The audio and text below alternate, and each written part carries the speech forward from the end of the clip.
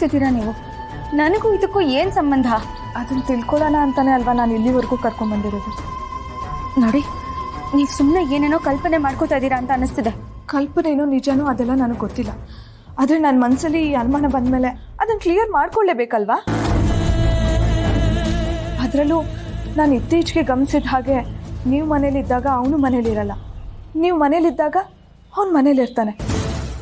ಅದು ಅಲ್ದಿರ ನೀವು ಮನೇಲಿದ್ದರೆ ಅವ್ನು ನಿಮ್ಮ ಜೊತೆನೇ ಇದ್ದಾನೆ ಅನಿಸುತ್ತೆ. ಇದನ್ನೆಲ್ಲ ನೋಡ್ತಿದ್ರೆ ನನಗೆ ಅನುಮಾನ ಬರಲ್ವಾ ಹೇಳಿ? ನೋಡಿ ತನ್ನೋರೆ, ದಯವಿಟ್ಟು ಮೊದಲು ಇದನ್ನೆಲ್ಲ ತಲೆಯಿಂದ ಕಿತ್ತಾಕಿ. ಈ ಅನುಮಾನದ ಬೀಜನ ಮರವಾಗಿ ಬೆಳೆಯೋದಕ್ಕೆ ಬಿಡಬೇಡಿ.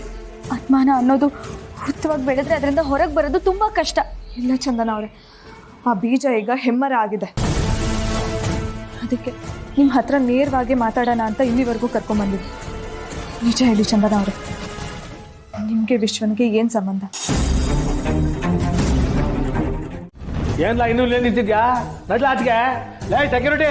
ಸರ್ ಬೇಡ ಸರ್, ಬರ್ತೀನಿ. ನಡಿ.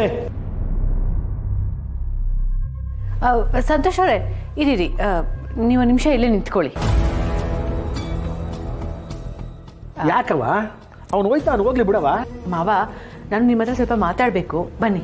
ಅದೇನು ಅಂತ ಇಲ್ಲೇ ಹೇಳವ. ಮಾವ, ಒಂದು ಸ್ವಲ್ಪ ಇಂಪಾರ್ಟೆಂಟ್ ಆಗಿರೋ ವಿಷಯ, ಬನ್ನಿ ನೀವು. ಸರಿ ನಡೆಯವ, ಅದೇನು ಅಂತ ನೋಡೋಣ. ಸಂತೋಷ್ ಅವರೇ ಬರ್ತೀವಿ.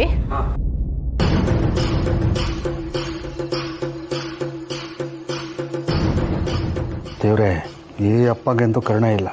ಈಗ ಆ ನೀಲ್ವರ ಮೂಲಕನಾದರೂ ನನಗೆ ಕೆಲಸ ಆಗೋ ಹಾಗೆ ಮಾಡಪ್ಪ. ಇಲ್ಲದೆ ಹೋದರೆ ನಾನು ಬೀದಿಗೆ ಬಂದ್ಬಿಡ್ತೀನಿ.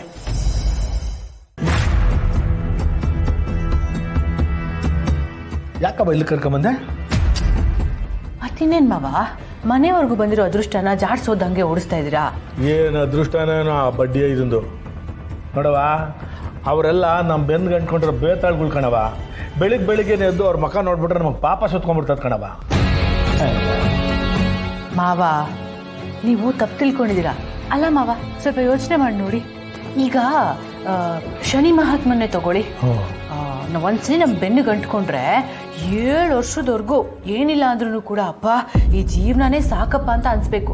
ಆ ಥರ ಮಾಡಿದ್ರೂ ಬಿಟ್ಟು ಹೋಗೋವಾಗ ಒಳ್ಳೇದು ಮಾಡ್ಬಿಟ್ಟು ಹೋಗ್ತಾನಂತೆ.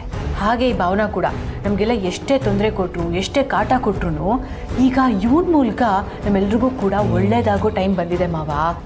ಅದು ಏನು ಅಂತ ಹೇಳವ ನಾನು. ಅಲ್ಲ, ನೀನು ಯಾವ ದೃಷ್ಟಿಕೋನದಲ್ಲಿ ಅವ್ನಿಗೆ ಅದೃಷ್ಟ ಅಂತ ಹೇಳ್ದೋ ನನಗೆ ಗೊತ್ತಿಲ್ಲ. ಅವ್ನ ಮಕ ನೋಡವ. ವಿಷಯ ಅದಲ್ಲ ಮಾವ, ಇದನ್ನ ನೀವು ಅದೃಷ್ಟ ಅಂತ ಹೋದ್ರೂ ಕೂಡ ಅವಕಾಶ ಅಂತ ತಿಳ್ಕೊಳ್ಳಿ. ಮನೆಗೆ ಬಂದಿರೋ ಅದೃಷ್ಟನ ಆ ಥರ ಎಲ್ಲ ಒದ್ದು ಓಡಿಸ್ಬಾರ್ದು ಮಾವ. ಕರೆದು ಒಳಗಡೆ ಕೂರಿಸಿ ಏನು ಉಪಯೋಗ ಆಗುತ್ತೆ ಅಂತ ನೋಡಬೇಕು. ಯೋಚನೆ ಮಾಡಿ ನೋಡಿ ನೀವೇ ಒಂದು ಸ್ವಲ್ಪ. ಅಲ್ಲ ಕಣವ, ಎಲ್ಲ ಕಳ್ಕೊಂಡು ದೇಹಿ ಅಂತ ಬಂದು ನಮ್ಮ ಮುಂದೆ ನಿಂತಿರೋರನ್ನ ಏನಂತ ಬೆಳೆಸ್ಕೊಳಕ್ಕಾಯ್ತದೆ ಹೇಳು? ಹಂಗೇನಾದ್ರೂ ನಾವು ಅವ್ರನ್ನ ಬಳಸ್ಕೊಂಡ್ರೆ ಆ ಬಡ್ಡಿ ಐದು ಆಮೇಲೆ ನಮ್ಮನ್ನ ಬೇಡ್ಕೊಂಡು ತಿನ್ನಂಗೆ ಮಾಡ್ಬಿಡ್ತಾನೆ.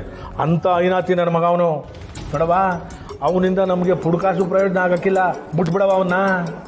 ಅದು ಹಾಗಲ್ಲ ಮಾವ. ಈಗ ಅವನು ತುಂಬಾ ಕಷ್ಟದ ಪರಿಸ್ಥಿತಿನಲ್ಲಿದ್ದಾನೆ. ಅವನು ಮನೆ ಕಳ್ಕೊಳ್ಳೋಂಥ ಪರಿಸ್ಥಿತಿನಲ್ಲಿದ್ದಾನೆ ಮಾವ.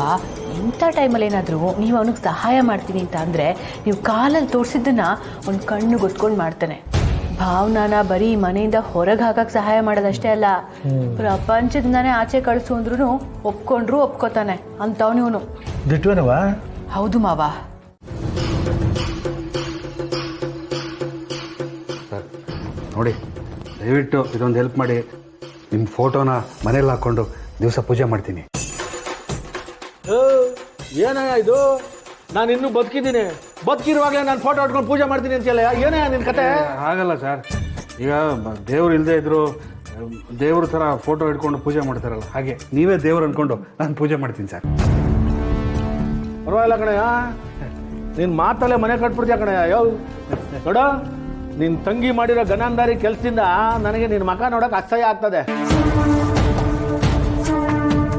ಏನು ಮಾಡೋದು?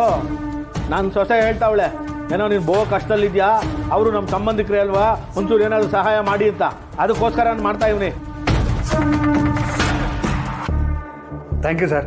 ಸಾಕಪ್ಪ, ಸಾಕು ನಿನ್ಗೆ ಗಿಲಿಟು. ಇಂಥವೆಲ್ಲ ನಾನು ಬಹು ನೋಡಿದ್ದೀನಿ. ನೀನು ನಮ್ಮ ಸಂಬಂಧಿಕನೇ ಅಲ್ವೇ? ಸಂಬಂಧಿಕರು ಕಷ್ಟದಲ್ಲಿರೋದನ್ನ ನನ್ನ ಕೈಲಿ ನೋಡೋಕೆ ಹಾಕಿಲ್ಲ. ನಾನು ಸಸೋಗೋಸ್ಕರ ಏನಾದರೂ ಒಂಚೂರು ಸಹಾಯ ಮಾಡ್ತೀನಿ. ಅದೇನಾಗದೆ ಅಂತ ಹೊತ್ತು ಬಿಸಿ ಹೇಳು. ಬಡ್ಡಿಗೆ ತೊಗೊಂಡಿರೋದು 10 ಲಕ್ಷ, ಕಳ್ಕೊಂಡಿರೋದು 5 ಲಕ್ಷ. ಸೈಟು ಈಟುದ ಕತೆ ಕೇಳಕ್ಕೆ ನನಗೆ ಪುರುಸೊತ್ತಿಲ್ಲ. ನಿನಗೆ ಅದೇಟ್ ಬೇಕು ಅಂತ ಹೇಳಿ ಬಿಸಾಕ್ತೀನಿ. ಎಲ್ಲ ಸೇರಿ 20 ಲಕ್ಷ ಸರ್.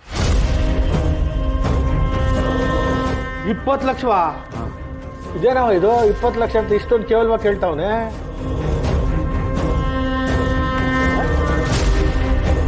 ಸರಿ, 20 ಲಕ್ಷನೇ ಸಾಕಾ? ಇನ್ನೂ ಏನಾದರೂ ಬೇಕಾ? ಈಗಲೇ ಕೇಳ್ಬಿಡು. ಸೈಟ್ ಒಂದು ಉಳಿಸ್ಕೊಟ್ರೆ ಚೆನ್ನಾಗಿರುತ್ತೆ ಸರ್. ಹಾಂ ಸರಿ ಬಿಡಯ್ಯ. ನಿನ್ನ ಲೇಔಟ್ ಮಾಡಿರೋನಿಗೆ ಫೋನ್ ಮಾಡಿ ಅವನು ಇದಕ್ಕೆ ಒಪ್ಕೊಳ್ಳಂಗೆ ಮಾಡಬೇಕು. ನಿನ್ನ ಒರಿಜಿನಲ್ ಸೈಟ್ ಓನರ್ನ ಕರೆಸಿ ಅವನು ಇದನ್ನು ಒಪ್ಕೊಳ್ಳಂಗೆ ಮಾಡಬೇಕು. ಅದನ್ನೆಲ್ಲ ನಾನು ಮಾಡ್ತೀನಿ. ಜೊತೆಗೆ ನೀನು ಕಳ್ಕೊಂಡಿರೋ ದುಡ್ಡು ನಾನು ಕೊಡ್ಸಂಗೆ ಮಾಡ್ತೀನಿ. ಬಿಡು, ನೀನು ಯಾಕೆ ಅಷ್ಟೊಂದು ತಲೆ ಕೆಡ್ಸ್ಕೊತಿದ್ದಿ? ಸರ್, ನೀವಿಷ್ಟು ಮಾಡಿದ್ರೆ ನಿಮ್ಮ ಪಾದದ ಧೂಳನ್ನ ನಾನು ದಿವಸ ಹಣೆಗೆ ಹಚ್ಕೊಂಡು ಓಡಾಡ್ತೀನಿ ಸರ್. ಅಪ್ಪ ತಂದೆ, ಅದೆಲ್ಲ ಬೇಡ ಕಣೋ.